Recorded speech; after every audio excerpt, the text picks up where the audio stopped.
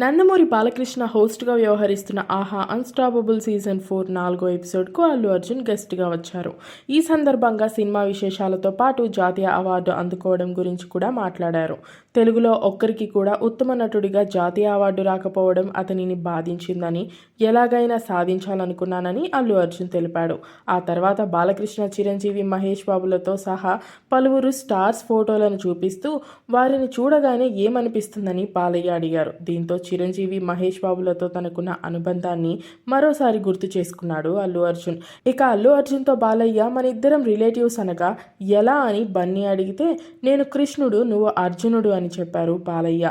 ఆ తర్వాత మీరు గీత ఇవ్వండి, మేము కురుక్షేత్రం చేస్తామని అల్లు అర్జున్ అన్నారు. ఆ తర్వాత మీరు నాకు పార్టీ ఇవ్వలేదని బాలయ్య అడగ్గా ఈసారి ఖచ్చితంగా ఇస్తామన్నాడు బన్నీ. ఇక అమ్మాయిల విషయంలో అన్యాయం జరిగితే తనకు బాగా కోపం వస్తుందన్నాడు అల్లు అర్జున్.